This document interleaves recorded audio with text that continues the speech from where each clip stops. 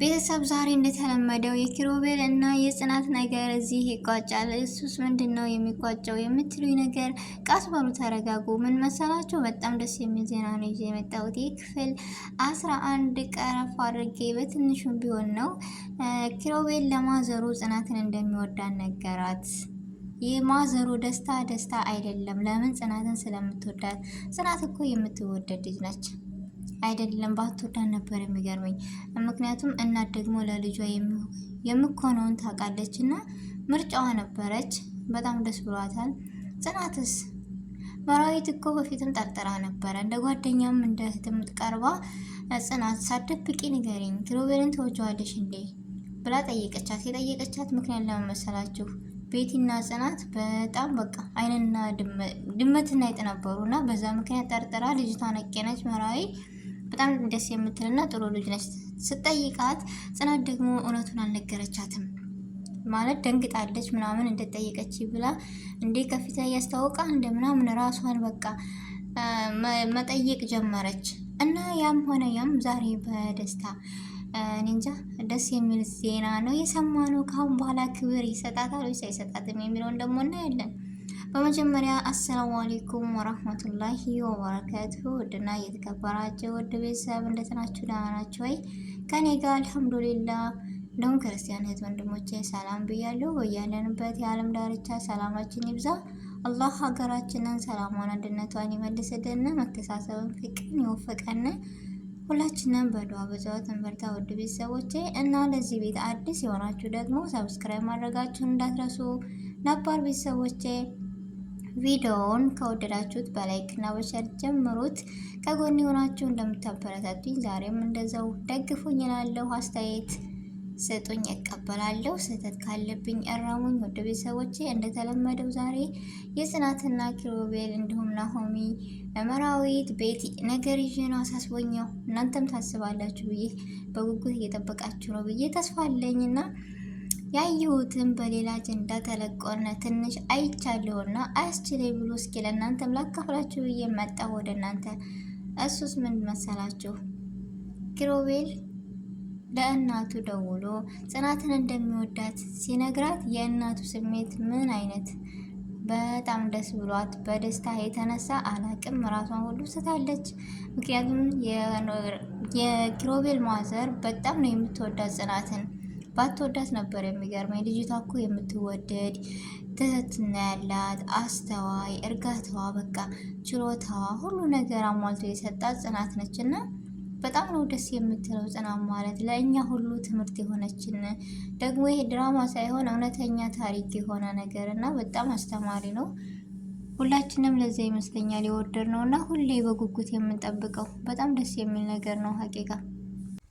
እና ጽናት ስትሰማ ምን አይነት ትቀበላለች ወይስ አትቀበልም? ኪሩቤል እስካሁን በኋላ ጽናትን በትህትና ወይም በቃ ክብር ይሰጣታል አይሰጣትም? እንደዚህ እየወደዳለ እናቱ ከነገረ ነገር አበቃ ወይም ነገር አለቀ እላለሁ እንደኔ ሀሳብ።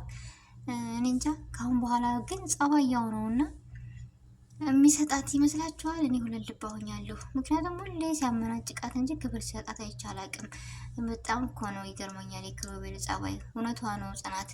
ኪሩቤል አደናገርከኝ እኮ ያንተ ጸባይ፣ ስቀርብህ ትገለፍጠኛለህ፣ ስርቅህ እንደዛው ምን አድርጊ ነው የምትለኝ ብላ ተናግራለች ባለፈውና እውነቷ ነው። እንኳን እሷን እኛን ግራን ያጋባን የኪሩቤል ጸባይ። ካሁን በኋላ ጸባይህ ስነ ስርዓት ይኑራው የምትሉ ለጽናት ክብር እንጂ የሚገባት ግልፍጫ ወይም ቁጣ ግልምጫ አይደለም የምትሉ ሁላችሁም ጽናትን የምትወዱ የጽናት ሳቋን እንጂ ክፏን አኔ። ቀጣይ ክፍል ደግሞ 11ን ልቀቁልን በሉ ሁላችሁም። በጣም የሚያጓጓ ፓርት ላይ ነው ያለው እና ለማየት የጓጓችሁ በጉጉት የምጠብቁ የጽናት ድራማ ተከታታዮች በሙሉ እንዲሁም ቤተሰቦች የክፍል 11 ይለቀቅልን እያላችሁ ሁላችሁም በኮሜንት ጻፉ።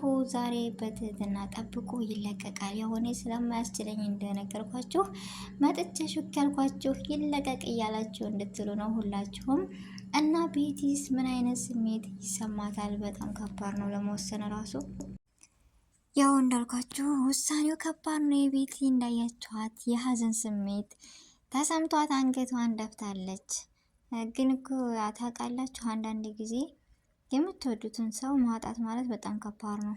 እና ሀዘኗ ጭንቀቷ ቢገባ ኖሮ ያው ኪሮቤል በፊት ተጫውቶባታል። አንዳንዴ የሚወደንን ትተን የማይወደንን እንከተላል ሴት ልጆች ስንባል እና በፊት አንስታ እንደዚህ ብትርቀው ኖሮ እዚህ ላይ ደረጃ አደርስም ነበረ፣ እንደዚህ መጎዳት አችልም ነበር። እና ያው ኪሮቤል ደግሞ ውሸቱን እንደሚወዳት እየነገረ ጊዜዋንና ሰዓቷን እያቃጠለባት ነበር። ዛሬ ግን እንደዚህ ሆነ ስሜት ስታዩት ምን አይነት ስሜት ማለት ቤቲ ማለት እኔ እንጃ መጥፎ ነው የማደርጋት። ለምን መሰላችሁ?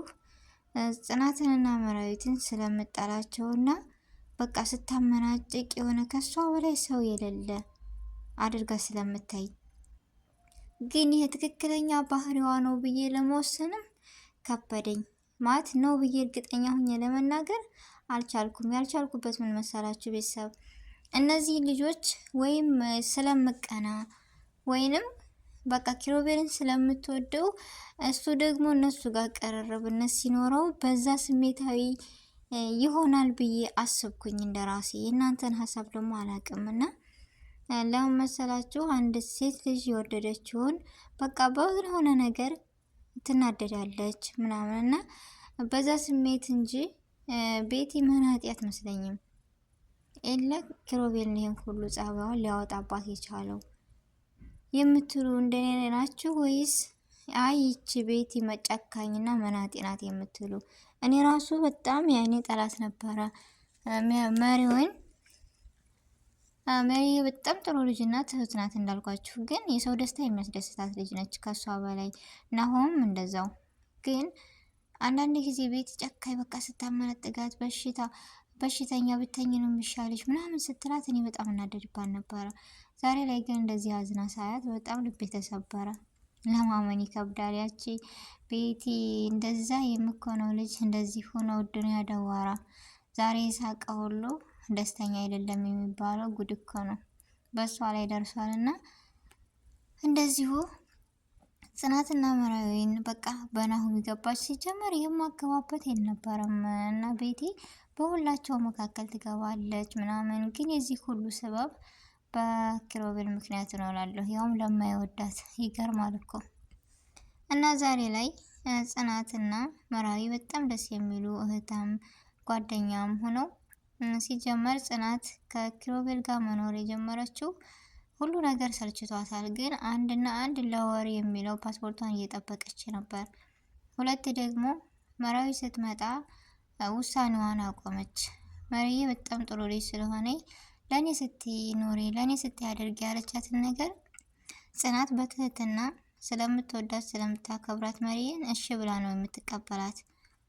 እና ከጽናት በአጠቃላይ ሁሉም ነገር ማለት አንገት መድፋትንም ክፋትን ብቻ አልተማርኩባትም እንጂ ብርታትን፣ ጥንካሬን፣ ከሰው ጋር መግባባት፣ እንዴት መኖር እንዳለብን በሰው ቤት ሆነን ብቻ ብዙ ነገሮችን አስተምራናለች ብዬ እኔ ተስፋ አለኝ። አንዳንድ ጊዜ እንደዚህ አይነት ነገሮች ሲመጡ ጊዜያችንን በሆነ ባልሆነ ከምናጠፋ ትምህርታዊ እንደዚህ ነገሮችን ብናይ ወይም በዛ ነገር ሀሳብ ብንሰጥ በጣም ጥሩ ነገር ነው ብዬ አስባለሁ። ማለት አሁን ይሄ አጸያፊ ድራማ አይደለም ወይም መጥፎ የምንለው አይደለም። አስተማሪ ደስ የሚል ድራማ ነው። ሁላችሁ የምትከታተሉት ደስ ይለኛል። እኔ የራሴ ሀሳብ እና የራሴ አስተያየት እስከሆነ ድረስ እኔ ከሷ ተስፋ ስቆርጥ ራሱ ተስፋ ትሆነኛለች። በነገራችን ላይ ማለት አንዳንድ ጊዜ ብርቱና ጠንካራ ሰው ከራሱ አልፎ ለሰው ተምሳሌት ይሆናል እና እኔ እንደዛ ነው ያየሁት የጽናትን እና ሁላችሁም ብታዩት ደስ የሚል ነው ብዬ ተስፋ አለኝ። ጽናት ደግሞ ሁሌም ፈገግታዋና ሳቋ አይለያት የምትሉ ጽናትን የምትወዱና የምትደግፉ ይህን ቻናል በትህትና ሰብስክራይብ እያደረጋችሁ ላይክ ሸር እያደረጋችሁ አበረታቱ ነው የምለው። ውድ ቤተሰቦቼ አዲስ ነገር ዛሬ አለ፣ በጉጉት ጠብቁ፣ ይለቀቃል እና ሁላችሁንም አስተያየታችሁን እቀበላለሁ። በኮሜንት አስተያየት ስጡኝ።